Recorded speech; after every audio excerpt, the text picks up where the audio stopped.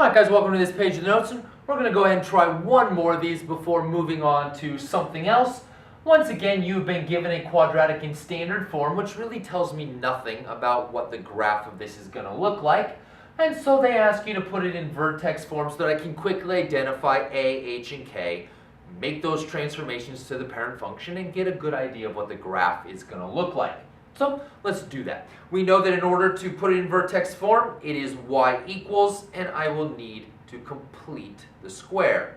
But because it's y equals, I have to do all of my work on the same side of the equal sign, which means I'm going to use parentheses to help me.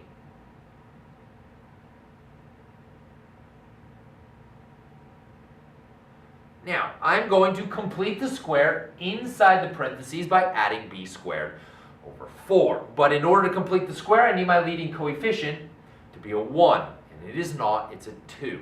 So we're going to pull that 2 out.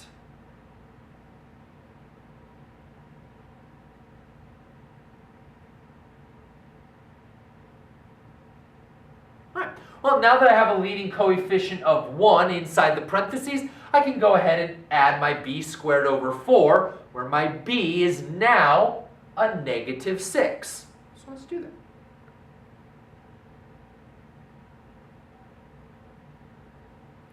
Negative 6 squared would be 36, and 36 divided by 4 would be 9. Now, because I added a 9 inside the parentheses, in order to maintain equality, I'm going to have to subtract 9 on the outside of the parentheses. But I haven't quite yet maintained equality, and here's the reason why. In order to combine like terms, right, I can't just add 9 and subtract 9 because I got this 2 hanging out front. I would have to distribute the 2 through the parentheses, which is actually going to give me 2 times 9 would be 18. This is a plus 18. Well, plus 18 and a minus 9, they don't cancel each other out. So my equation is not yet balanced, right? I've essentially, when I multiply it by 2, I've added 18 inside, but I've only subtracted 9 on the outside, which means I'm not quite yet back to equilibrium. Well, to fix that, right, since I pulled a 2 out, I just put that 2 back, because that's going to get me a minus 18, and so I will have added 18 inside, but then subtracted 18 on the outside, and I get right back to where I started. So don't forget to put back the 2 that you had pulled out. All right, this is a perfect square trinomial, so split it up into its binomials.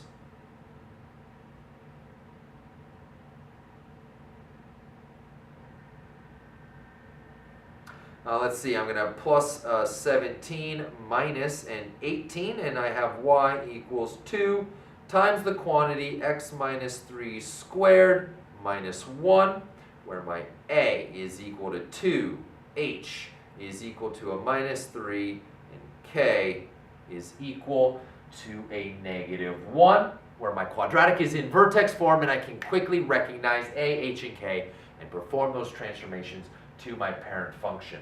Guys, that takes care of all these problems where we are converting standard form into vertex form to help us quickly graph these quadratics. So head on over to the next page of the notes and we'll take a look at actually graphing quadratics that are in vertex form and just kind of rehash some of the stuff we did back in Chapter 2, Section 7. So head on over to the next page of the notes.